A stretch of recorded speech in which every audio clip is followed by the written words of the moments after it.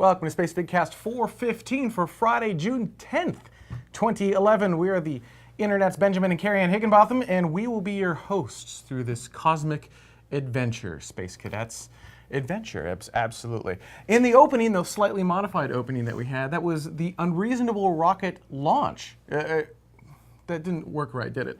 Unreasonable Rocket is the name of the group, right? And they were part of the Northrop Grumman Lunar Lander Challenge, which has been renamed to the Northrop Grumman Lunar Lander X Prize Challenge? Yeah, something like that. So it's like the third or fourth time they've renamed it. NGLLC XPXCRTY. Yeah, something like that. And this, I wanted to start off the show. We talk a lot about new space companies such as SpaceX and Orbital and Blue Origin and companies like that. Right. Because, we do kind of think they're the future, and they're doing some cool, fun things with the Falcon rockets and whatnot. But frankly, you don't have to be a giant company that spends billions of dollars to do this stuff. And so that was Unreasonable Rocket launching. Actually, we've got another shot of this. Check this out. So that was the helicopter view. And actually, if you watch this video, you'll see the helicopter flying around. It was an RC helicopter. Check this out. Here's the front view of their rocket launch. That's good.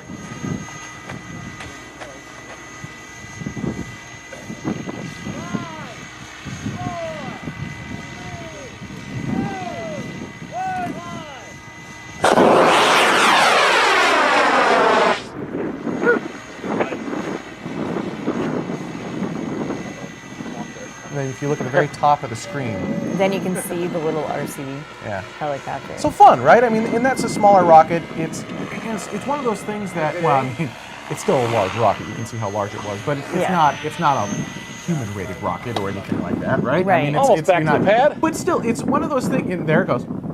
It's one of those things that if you want to get people excited about space, just get into a little Rocketeer club and start with a smaller engine and start having some fun. Fire off a rocket. Here's the thing, though. As you get more and more addicted to it, your rockets are going to get larger and larger.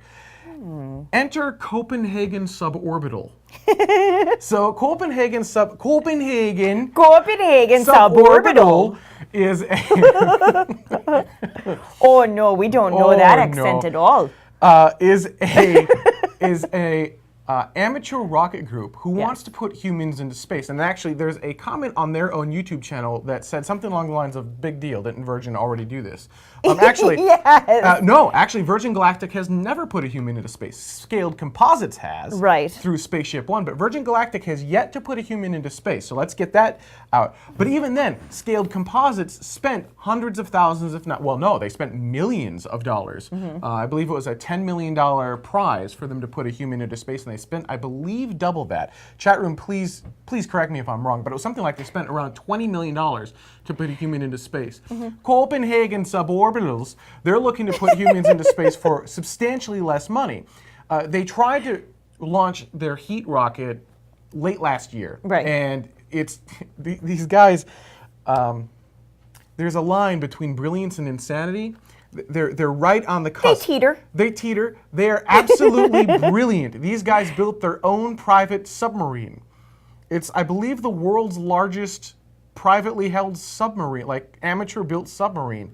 They were like, let's build a submarine. So they built a submarine, and they used that. I mean, they had a submarine, so they used that to tow their rocket out to sea. I mean, once you have the submarine, you've got to use the submarine for your rocket, no less.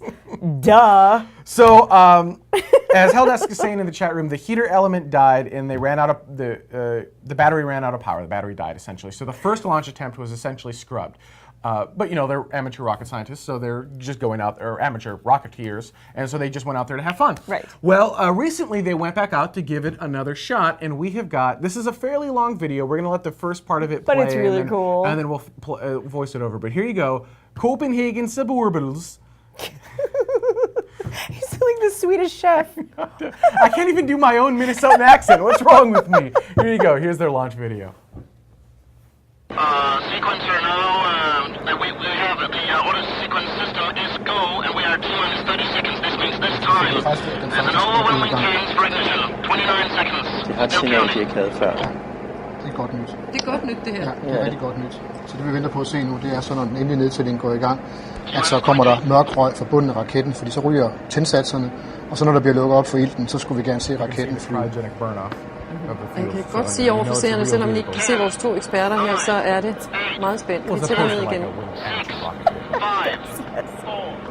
3, 2, 1, Yes! go.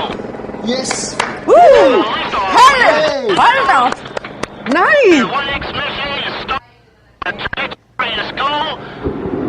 We're going supersonic. Hvor svært kan det være? Engine cut off. Hold da op! Stand by for separation. Nu sender de så signalet til raketten om, at den skal skille sig ad i to. Now they have a little bandwidth issue. Hvorfor This is det? what I call the Spacevidcast effect. Rumskibet fra boosteren, Og så skal der folde sig faldskærmen ud bagefter, så kommer de gerne ned i faldskærmen. Så også der har vi live Så hvad kan vi se? Det, ja, And it looks real good. der røg signalet. Hvad var det for et You can billede see der? the stage det var falling simpelthen et back. billede fra raketten op mod selve rumkapslen, hvor man kan se, der begynder at komme faldskærmen ud. Copen launch. Copen lunch. Copen launch. Copen lunch. You can see the full video in its entirety is what I was going to say. It's a bit redundant. Full video in its entirety. And but it's fun, right? I believe they had an anomaly. I think something went wrong with their parachute. Once again, chat room, correct me if I'm wrong. The parachute was a little funky. But and certainly not ready to throw humans on it yet. But these are amateur Rocketeers who are building stuff. Matt, you couldn't even begin to fathom that 20 or 30 years ago.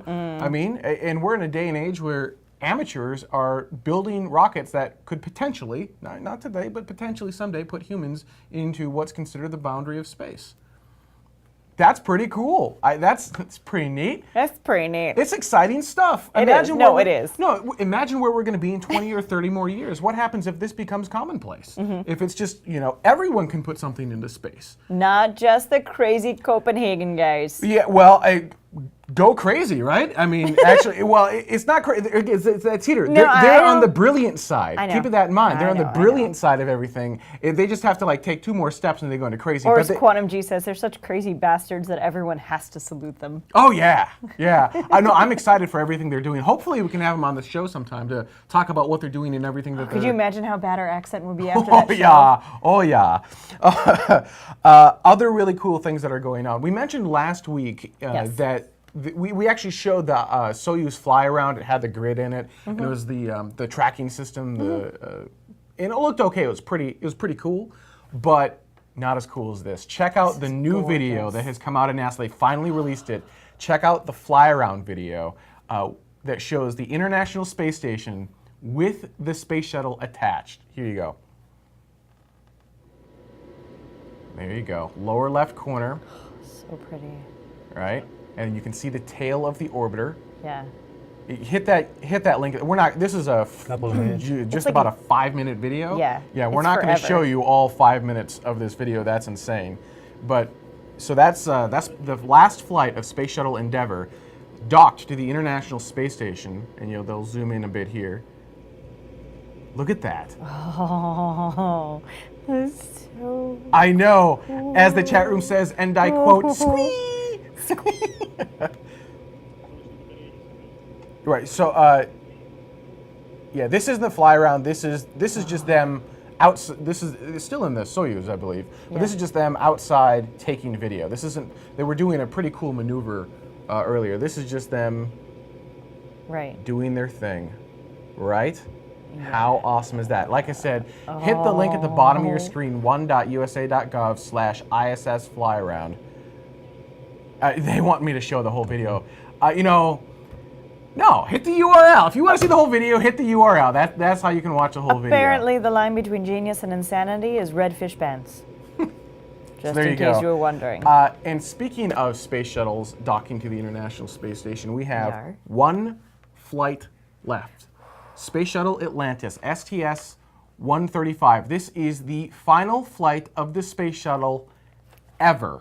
Yeah, you have to do that hand movement with it, I too. do, because I get that question a lot at work of, well, wasn't that That was the last one. Oh, that was the last one for Endeavor. Yeah, that started with That Discovery. was the last one for Discovery. Yep. This is the last one. This is the last. So Atlantis had her last flight. Her first last. This is her last flight for the last launch of the last space shuttle. There you go. Right? Yes. That work? That works. I was trying to... If you can make it down to Kennedy Space Center, it's going to be an absolute zoo. I guarantee you it will be. In fact, start now. Yep. Just go now. Actually, we have friends who are going to be going down, and at this point, you're going to be lucky to find a hotel that's within a 45-minute driving distance to Kennedy Space Center, and that's on regular driving time. That's not with shuttle traffic. No. With shuttle traffic, you're going to have to probably quadruple those times. So you're going to want to get out there early. If you've never seen a space shuttle launch, this is your last chance to see a space shuttle launch.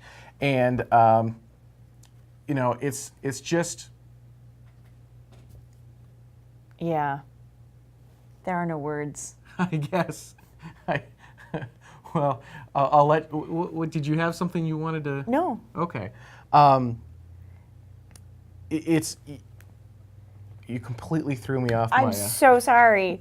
At least the 45 minutes thing, that's kind of, you're getting into Walt Disney territory, and there's lots of hotels there. Oh, I suppose. So the chances of you finding a hotel in that area are decent because, I mean, it's July, it's hot. It's after July 4th, at least, so that you don't have to worry about that kind of stuff. But yeah, no, it's totally worth it in every way, shape, and form if you're a space geek at all. Yep. So one other thing, even if it doesn't launch, July 8th is its current scheduled launch date, go down anyhow because chances are you're a space geek. And there's no better place to be a space geek than in Florida. And I'll tell you why. You just mentioned Disney, staying at Disney. That's not actually a bad idea. Disney has got some great rides for space geeks. Mission Space, I believe it's 2.5 G's in their centrifuge.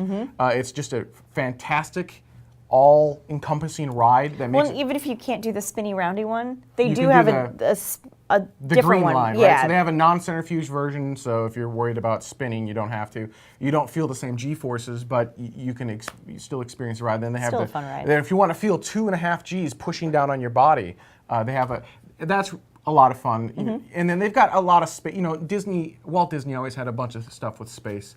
So they have a lot of space all throughout Disney. And it's just kind of a fun place to go. And I would love to hang out with some Tweeple after STS-135. And of course, you cannot forget, they have just reopened Star Tours, which means go to Hollywood Studios and just get on the ride over and over and over again because frankly, we're all geeks. And yes, we love space shuttles and that's gonna be a lot of fun, but we like space in general too, and we like sci-fi, and we like the Star Wars side of it. We love the real life side of it. We love the simulated Mars tour side of it.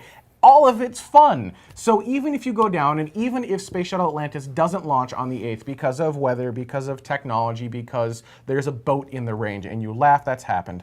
You know, even if anything scrubs the launch, you still have an opportunity to go down to Disney, have some fun, and frankly, we'd love to hang out with some Tweeple and just go on Star Tours over and over and over and over and over again. It's an experience that I don't think.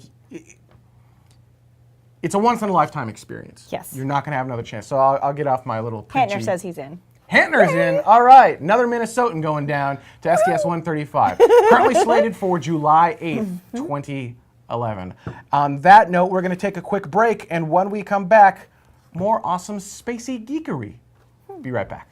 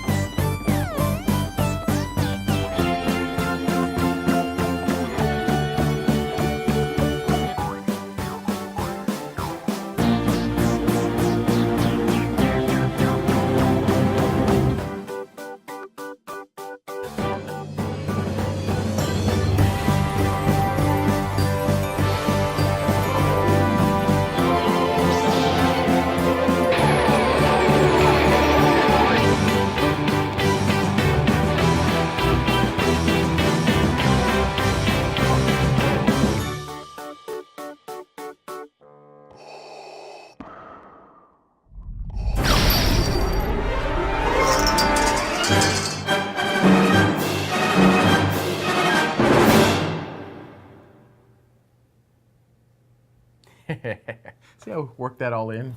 Yeah, it's almost like we planned it. Before we get into the rest of the news stuff, a couple of favors to ask from the community, as it were. We've got an official, so there are two wikis, right? There's the Spacevidcast wiki, which you can find at wiki.spacevidcast.com, and a good majority of the stories from this particular show are just come from the community, from you guys, from putting them in the wiki, and then we choose what stories we like and we kind of put them up there. So the show truly is community driven. We use your suggestions, your stories, things that you think are interesting, and we talk about them live. The thing that we really need help with is on the wikipedia.org page. There's an actual, on the official wikipedia.org website, there is a Spacevidcast entry. And it's a little dated and a little commercially for Spacevidcast. And as a policy, I don't write anything on that page because it's a little bit tacky if we do it. So we rely on the community to put all of the entry information into the wiki page and to kind of keep it up to date. Yes. It has been flagged, so because rightfully so, actually. It really should have been flagged. So if the community wouldn't mind going in and just kind of reworking the wiki article a little bit to make it a little bit more wiki-like, less advertisement-like and more, you know, this is what the show is and this is what you can expect and these are who these people are. Because no one knows who we are. That would be greatly appreciated. And of course, if you'd like to help out with Spacevidcast in any other way, if you're a graphic designer, maybe you're in marketing, you know, whatever you've got, just shoot me an email, benjamin@spacevidcast.com. We always need people to help out. If you're passionate about something, I'm sure we can put you to work somewhere, somehow. We are completely and totally community driven. We're all about you guys. So there you go. There's my little, please help us. Oh, and one other little thing. Really, you got Disney stuck in your head now? Sorry, yes, yeah. Oh yeah. Oh yeah. Oh yeah. Spacevidcast, it costs some money to run, and so we created a program called Spacevidcast Epic, which you can get to at spacevidcast.com/epic. And as Epic subscribers, you're only going to notice these last couple of weeks we have thrown a lot more content at you.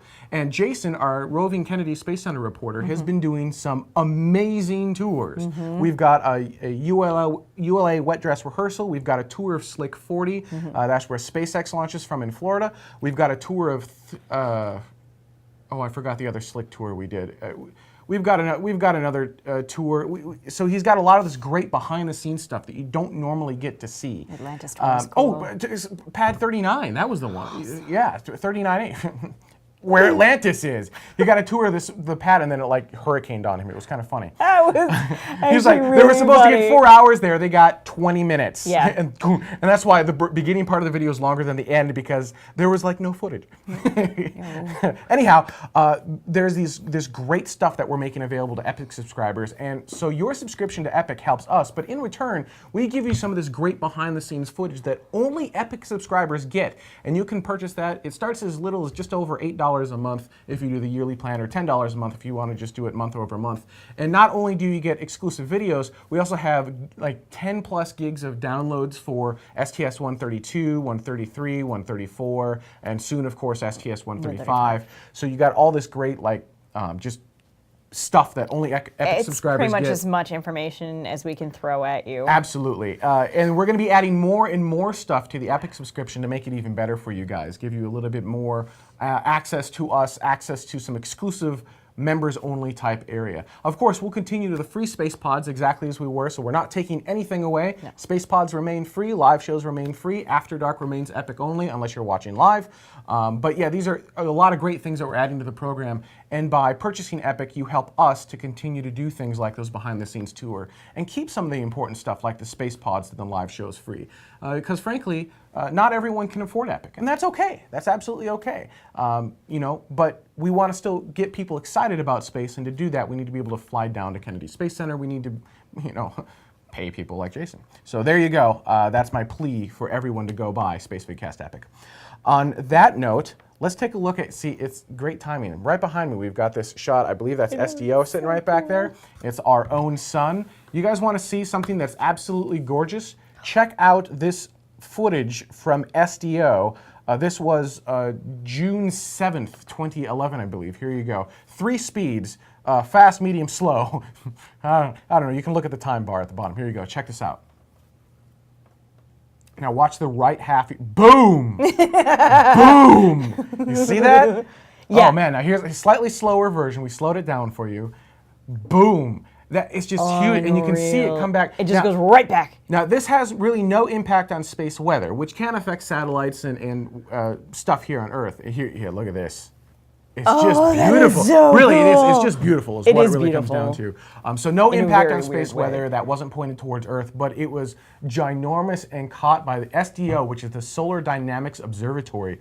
Launched a couple years ago now. I think we actually covered that launch. Go SDO. Yeah, and as Saturn Girl is saying, that's incredible. Right? And yeah.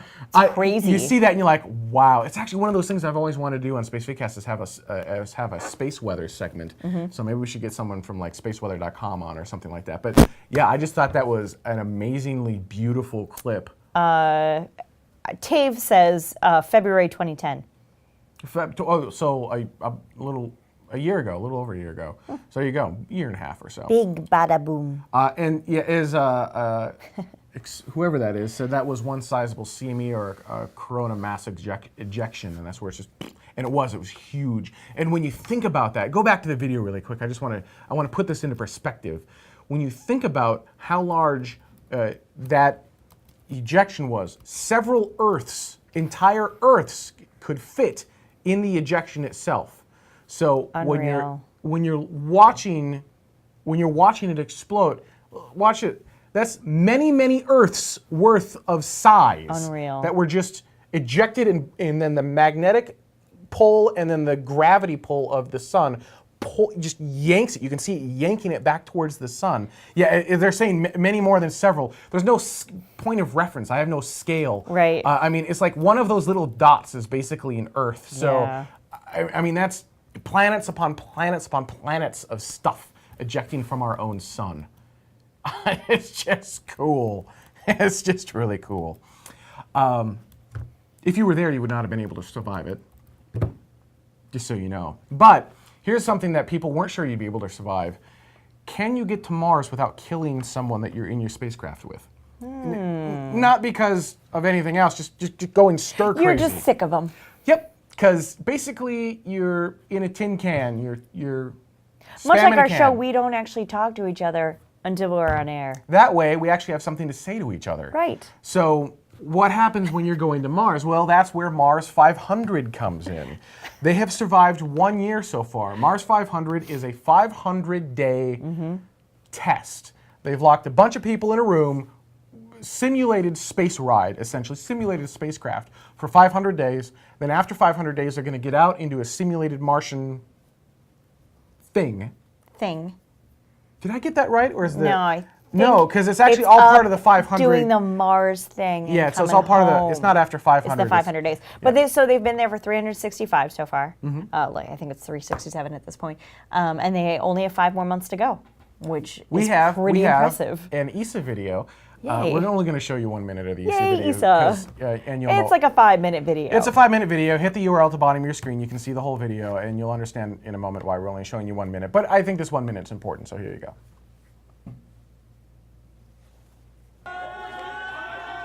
On the 3rd of June 2010, while most of us were planning our summer holidays, 6 men were getting ready for a very different experience.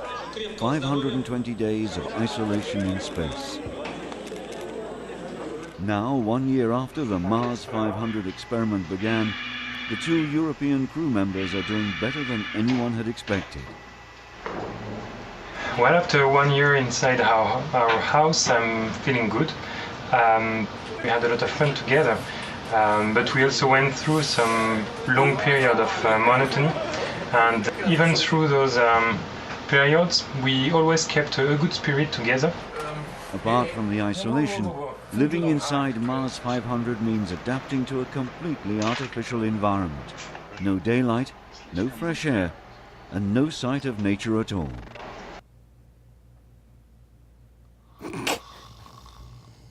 Oh, sorry. Didn't realize we were back. We're back. Hi. How are you? Well, you get the basics at least. I do not understand why government space agencies have to make the videos so boring, and they choose the voice that talks like this the entire time. I suppose if we got to see them make crazy faces like that, it'd be more fun. Exactly. Okay. Someone in the chat room mentioned while we're watching the video that we should get them, because you can do video feeds, we should get them on air on Spacevidcast. The thing to remember is, as they get closer to Mars, they simulate the delay.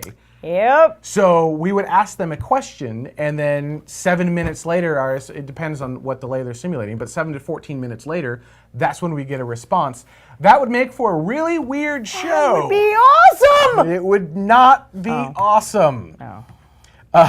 Science is calm, says the chat room. No. Yeah. Just Carl Sagan. Oh, I love Carl Sagan. And let's close out this show with some Tweety Birdie picky mail. The Tweety Bird left us a mail. No. Yeah. I taught. No, on the Tweety, on the Twitters, on the tweet. On the tweet mail. On the tweet mails. Okay. So one thing you can do is you can ask us questions via Twitter, at Space Questions or at Spacevidcast, either one works. And ideally, you'd send us your question via video. For example, here's a viewer question. Hi, my name is Chloe. And why do boosters get separated, and where do they go?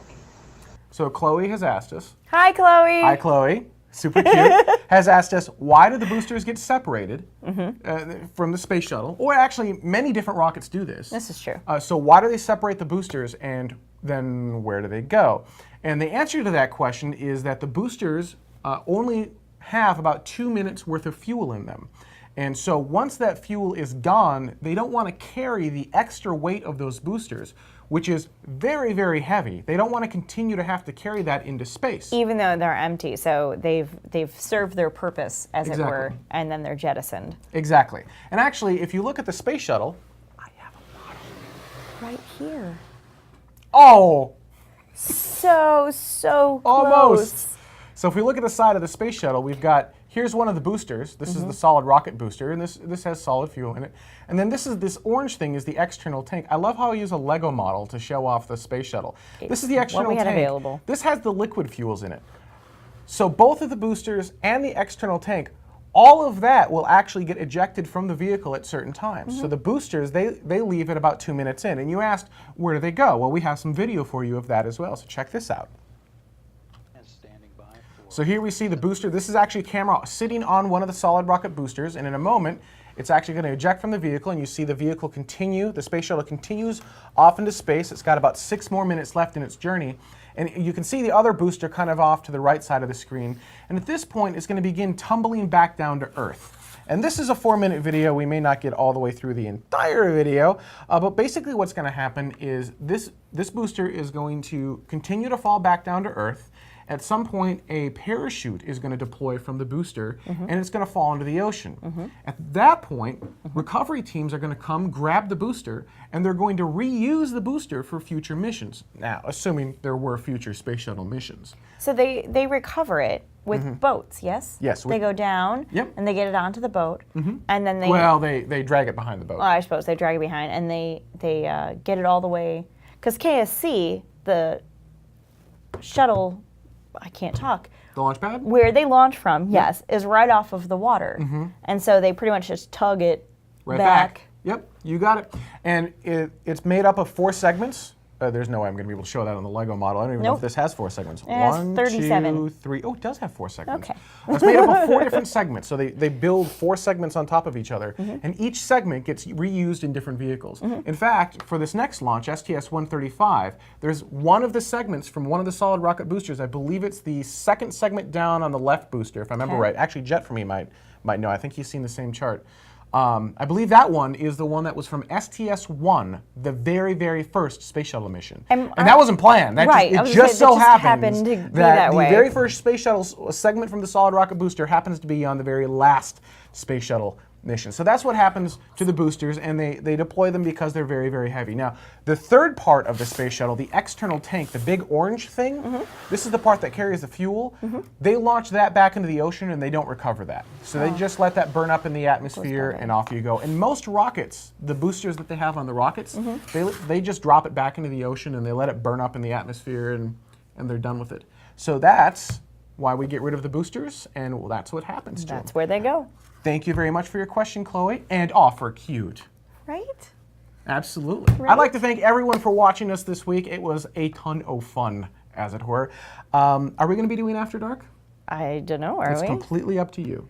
Well, I'm available. I am not available for After Dark. So for those of you watching the show live, we may or may not have an After Dark segment. For those of you watching Epic, the same applies. We're going to determine that in just a moment. But if you like to watch a show live, normally we have After Dark, which is a even more casual, I know, hard to believe, version of this show. And you can watch it live for free every Thursday nights here in the U.S. It's at 7 p.m. Pacific, 8 Mountain, 9 Central, and 10 o'clock Eastern Daylight Time. Wow, I did that backwards.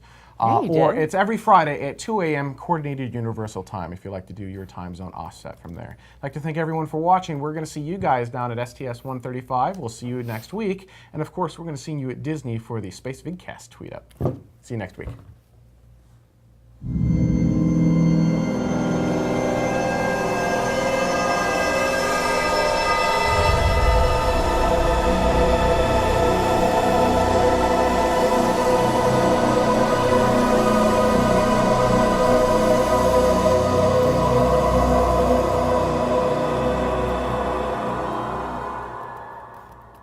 Opening that we had, that was the Unreasonable Rocket launch. That didn't work right, did it? Unreasonable Rocket is the name of the group, right? And they were part of the Northrop Grumman Lunar Lander Challenge, which has been renamed to the Northrop Grumman Lunar Lander X Prize Challenge? Yeah, something like that. So it's like the third or fourth time they've renamed it. NGLLC XPXCRTY. Yeah, something like that. And this, I wanted to start off the show. We talk a lot about new space companies such as SpaceX and Orbital and Blue Origin and companies like that. Right. Because we do kind of think they're the future, and they're doing some cool, fun things with the Falcon rockets and whatnot. But frankly, you don't have to be a giant company that spends billions of dollars to do this stuff. And so that was Unreasonable Rocket launching. Actually, we've got another shot of this. Check this out. So that was the helicopter view. And actually, if you watch this video, you'll see the helicopter flying around. It was an RC helicopter. Check this out. Here's the front view of their rocket launch. That's good.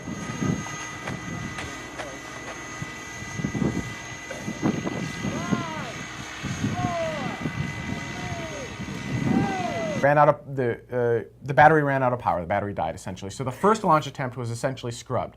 But they're amateur rocket scientists, so they're just going out there, or amateur Rocketeers, and so they just went out there to have fun. Right. Well, recently they went back out to give it another shot, and we have got, this is a fairly long video. We're going to let the first part of it play. But it's really cool. And then we'll voice it over. But here you go. Copenhagen Suburbitals.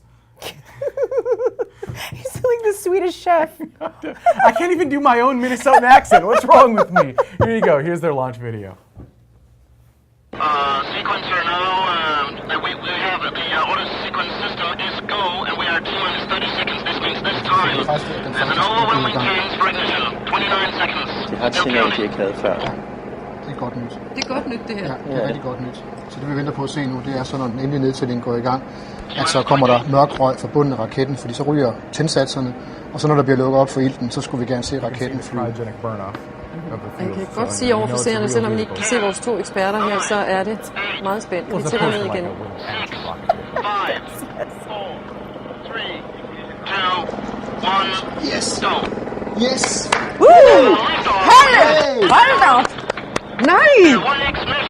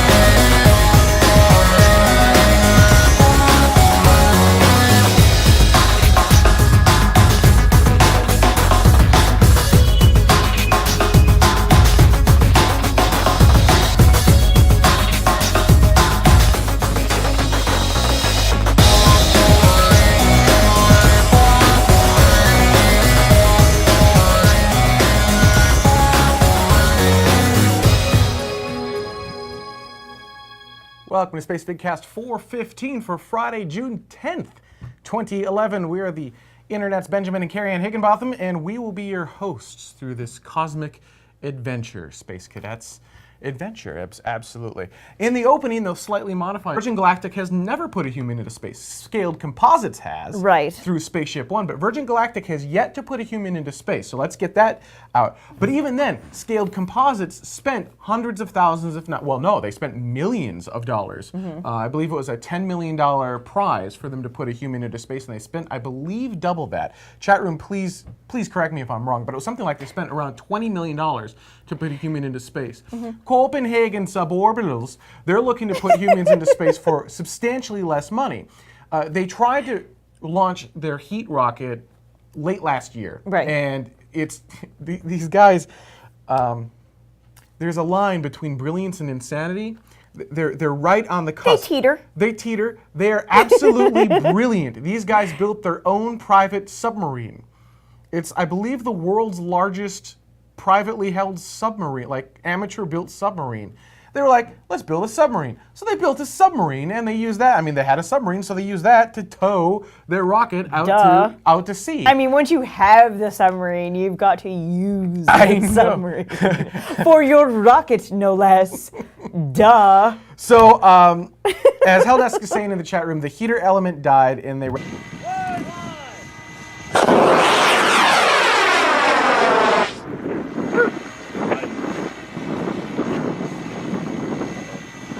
And then if you look at the very top of the screen, then you can see the little RC helicopter. So fun, right? I mean, and that's a smaller rocket. It's one of those things that, well, I mean, it's still a large rocket. You can see how large it was, but it's not a human-rated rocket or anything like that, right? Right. I mean, Almost back to the pad. But still, it's one of those things. And there it goes.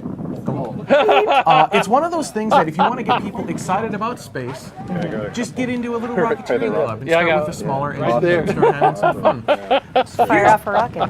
Here's the thing, though. As you get more and more addicted to it, your rockets are going to get larger and larger. Enter Copenhagen suborbital. So Copenhagen suborbital is a oh no, we don't know that accent at all. Is a amateur rocket group who wants to put humans into space. And actually, there's a comment on their own YouTube channel that said something along the lines of, big deal, didn't Virgin already do this? Actually, yes. no, actually,